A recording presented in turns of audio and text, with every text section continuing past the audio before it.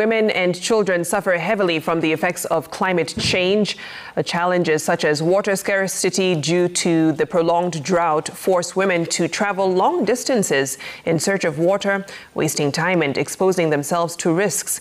A 74-year-old woman in Kitui County, Flora, Nzambuli, has adapted to the shocks of climate change by harvesting rainfall water in a homemade earth dam. And for the last 5 years, Flora has not had to walk long distances in search of water as she used to. Well, this story on resilience was produced by Susan Ndunda.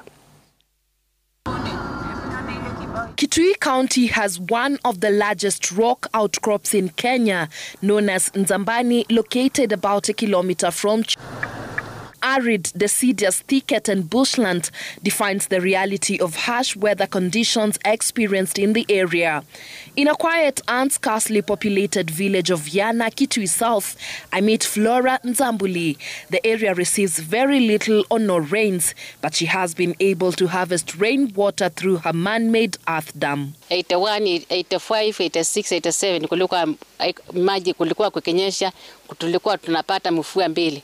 Lakini kutoka 1990 hapo kukaanza kubadilika. Ukienda saa 8 ya usiku unakuja saa 7, unachoka na hata hutaki kukula. A radio show on water harvesting empowered her and was her game changer. Nisikia kwa media, kama kwenu hakuna rivers, unaweza chimba earth dam. Na hiyo shimo kidogo ukichimba maji inakuja, wakati wa mvua inajaa.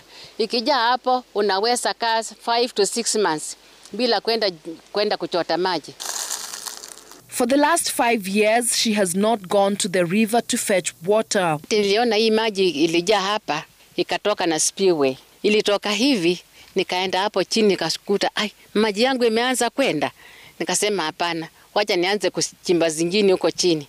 Nikachimba zingine mbili, nikaendelea na kuchimba, naweka bench terraces, ndio hiyo maji isiende.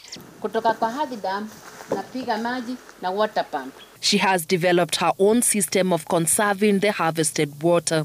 Siku hizi na kunyesha, naleta water pump, na pump maji hapa mpaka kwa boma yangu, mahali niko na tanki kubwa. Sasa ile maji inatoka hapa ni yangu ya mahitaji ya nyumbani. Si ndio ni mingi? Flora was doing irrigation before realizing a lot of water was going to waste. She stores the water for domestic use. Na niko na chicken garden, mahali natoa greens once per week. Sitaki kuona hata drop ikienda nje. The Kitui County Meteorological Department has been working closely with the community by providing them with the relevant information on weather patterns. Lakini mvua ikiwa kidogo, kuna zile mbegu tunaita DTCs ama drought tolerant crops ambazo zinaweza vumilia kukiwa na mvua kidogo na hali ya joto ikiwa juu.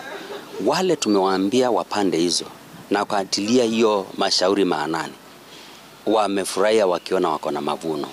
Amos Wemanya, Senior Advisor on Climate Change with Power Shift Africa. If we can invest in water harvesting systems so that the water that is normally wasted when we have rains is stored to be used when the rains fail, to be able to enable these farmers to continue producing even when the rains are now coming would be important. Wemanya says rainwater harvest will be the only answer to water scarcity in Ukambani.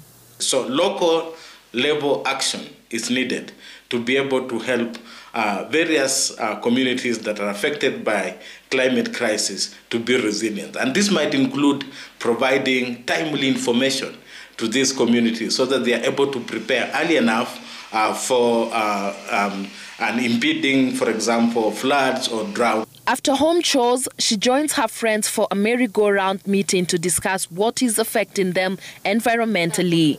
Tukikutana kwa vile huku kwetu kuna kukafu sia merihari. Sasa tunaongelea habari ya mazingira vile tunaweza kuregesha nchi mahali ilikuweko tangu mwanzo.